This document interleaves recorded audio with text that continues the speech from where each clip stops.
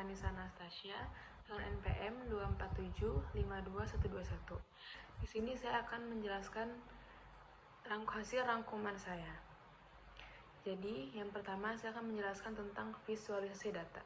Visualisasi data adalah proses mengubah data yang awalnya berbentuk angka atau tabel menjadi grafik atau diagram yang informasinya lebih mudah dipahami. Jadi, dalam membuat visualisasi ini, ada beberapa tahap yang harus dilakukan. Yang pertama itu, kita harus memahami siapa audiens yang akan melihat visualisasi tersebut, lalu informasi apa saja yang mereka butuhkan. Selain itu, kita juga perlu memilih jenis grafik yang tepat serta menggunakan warna atau tebal tipis teks untuk menonjolkan informasi yang paling penting. Selanjutnya, saya akan menjelaskan tentang alur kerja visualisasi data. Jadi, dalam alur kerja visualisasi data itu terdapat beberapa tahapan. Yang pertama yaitu business understanding, yaitu memahami masalah dan untuk apa data tersebut digunakan, dan juga bagaimana cara kita mengimplementasikan data tersebut. Terus yang kedua, data understanding, yaitu mengumpulkan, memahami, dan mengolah data dan menggunakan teknik. Nah, kita juga harus mengetahui atau harus menguasai teknik-tekniknya, seperti transformasi, merge, join, pivot, dan unpivot. Setelah itu, kita juga membuat konsep visualisasi menggunakan Power BI atau PowerPoint.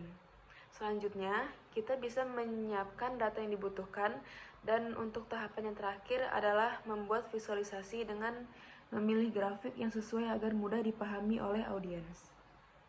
Nah, yang selanjutnya ada Power BI. Power BI merupakan salah satu aplikasi yang digunakan untuk membuat visualisasi data. Power BI dapat mengambil data dari berbagai sumber, terus melakukan transformasi data melalui Power Query. Nah, kalau kita menggunakan Power BI, kita juga otomatis akan mengetahui Power Query. Lalu, selanjutnya kita dapat menyajikan data dalam bentuk dashboard atau berbagai jenis grafik, sesuai kebutuhan. Nah, sebelum digunakan, kita dapat mendownload Power BI Desktop di Microsoft Store dan digunakan sesuai dengan kebutuhannya. Nah, sebelum kita mencoba untuk membuat Power BI, ada yang namanya proses ETL, yaitu Extract, Transform, dan Load. Merupakan proses mengintegrasikan data dari berbagai sumber. Jadi, data terlebih dahulu diambil, kemudian diolah dan dibersihkan, transport di Power Query, dan terakhir disimpan ke dalam data warehouse, sehingga data menjadi lebih konsisten dan siap digunakan untuk analisis maupun visualisasi. Nah, sekarang di sini saya akan mencoba untuk membuat Power BI dari data yang sudah ada di Classroom dan akan mengikuti langkah-langkahnya di video. Jadi pertama, saya menyimpan dulu datanya. Setelah saya simpan, saya langsung mendownload Power BI-nya. Setelah mendownload Power BI-nya, saya masuk ke Power BI-nya melalui akun saya. Setelah itu saya memencet blank report dan muncul halaman seperti ini. Nah, di sini saya akan langsung memasukkan data dari Excel yang udah saya download menggunakan import data from Excel. Setelah itu akan muncul 4 tabel yang bisa kita gunakan.